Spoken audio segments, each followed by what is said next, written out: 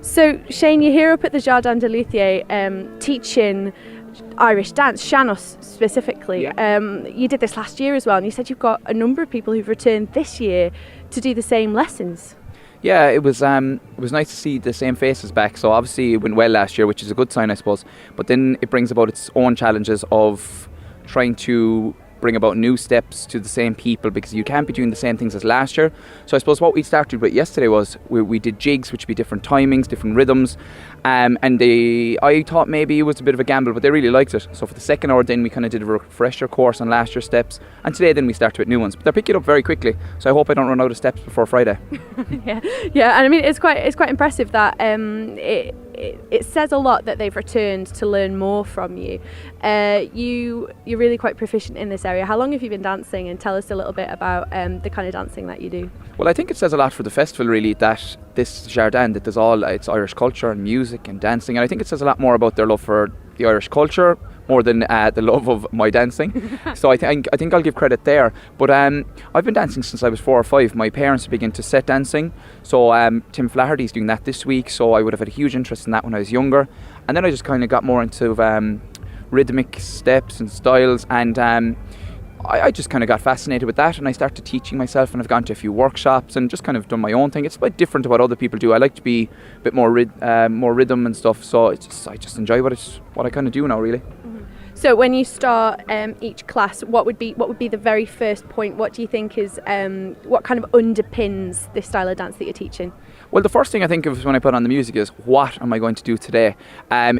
I don't like to have a list of steps made out beforehand. That's not really the way I teach. I know that some teachers come in and they go, I'll teach these 9 steps of the week. I just kind of, what comes to me, and there are times they look at me because I'm talking to myself and I'm banging the floor and I'm going, this, maybe no, and this, no, okay, we'll do this one. So I suppose the first thing I like to do is I gauge what they're able for and what they'd actually enjoy. And then I'm just like, right, okay, let's do this one. And then you can kind of, my big thing is, I don't want them to do one step and then stop and do another step. I want them to be able to go into different steps. I don't like having a routine of, let's say, 9 steps, starting 1, 2, 3, 4, 5, all the way up to 9. I like to go, right, we'll start with number 1 here, then we're going to go to 4, then we're going to go to 8. And I want you to be able to go into each step individually. So it's not a routine. I don't like a set rhythm. I don't like a set kind of script. I like to be kind of more freestyle and fluid with it. And it seems to be going okay at the moment anyway, but it's early in the week. So it's almost as though you're teaching them the notes and not necessarily the order that they're going to come in a particular piece. You're making sure they can play each note before they can play each note, so that when they're called upon they can just hit it like that. Yeah, I think that's a good way of putting it. And the thing, I suppose, further on to that, they're playing notes, but they're not playing the same tune. So they might play a note that could be across 20 different tunes, so they can incorporate it then into anything they want. So I teach them, like, let's say a finish to a step. I might teach them a finish of one step that they could do in a step we do Thursday. So they can do that themselves. So I don't really want them to come up on stage with me Friday and go, okay, this is what we're going doing, and you have to keep, because we're doing a concert Friday, you have to do this now the way I teach you for the rest of your life. So they might decide, okay, he taught me step Tuesday, but I can put the ending into a step I did Thursday. So I'll give them the tools and they can do whatever they want with it then. So like this morning we did a jig step and I gave them 4 different endings. So there was 1 bang, 2 bangs, 2 heel clicks. I don't even know what the other one was. I think it was 3 bangs. So they can do then whatever. So I'm hearing 3 bangs, I'm hearing 1 bang, I'm doing whatever, they're doing whatever, and it's still in time. So it's a nice interpretation of the music, I suppose, more than anything else, and of my steps. So they're kind of bringing their own flavour to it. And on the Isle of Man, we tend to do more in the way of jig steps, I believe. It's a long time since they've done any Manx dancing. We don't have the sort of Sean-nós style shuffle steps, for want of a better phrase. Can you tell us a little bit about Sean-nós and the difference between those steps? Well, I'm kind of, I wouldn't say I'm an exception, but what I do is kind of different to the traditional style. And I wouldn't be a traditionalist, but I suppose it started really with, it's very close to the floor. It's a lot of heels, a lot of toes, but it's very, very flat, kind of, it's flat-footed dancing. There's a kind of there's Ottawa Valley kind of in Canada as well. It's very flat to the floor. And this is kind of, you know, they're all kind of linked. No, I'll be honest, I've never seen Manx dancing, I don't think. But with Sean-nós, it's very close to the floor. But they wouldn't, the shuffle you talk about, they would be using their heels.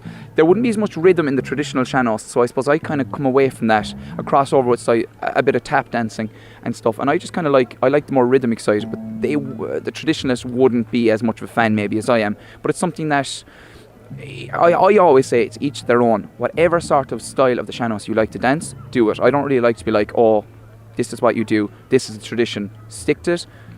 Just go around it, blur the lines, do your own thing, bring your own interpretations, make it what you want. And how easy does it seem to be for people to pick up? Because it's not a simple thing. You talk about teaching people different steps, and it sounds like there's a variety of them. How many steps would you estimate there are that you work with in any one class?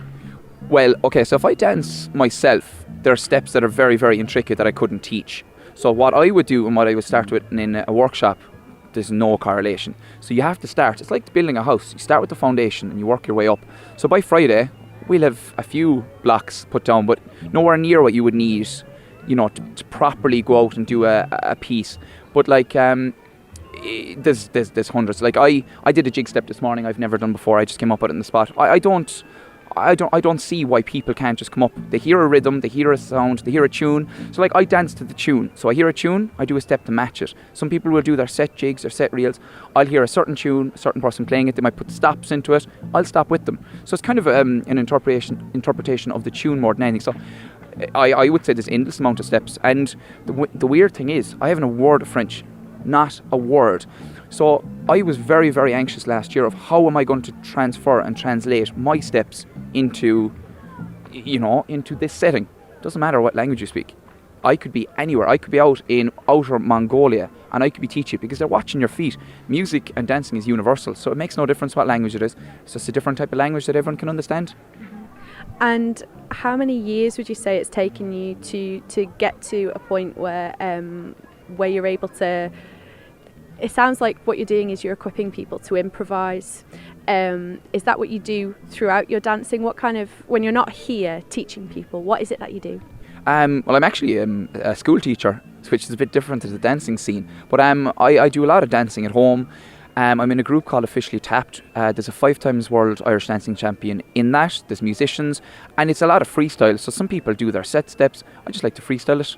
So it's just about, if someone asks me what kind of dancer I am, I interpret the music. I go with the music. Where the music takes me, I'll follow it. That's the way I'd probably best describe what I do anyway. And how many years have you been coming to the festival? This is only my 2nd year. I came last year and I was lucky enough to be asked back this year and having a ball. I hope I'm brought back every year. I love it. Wonderful. Thank you so much.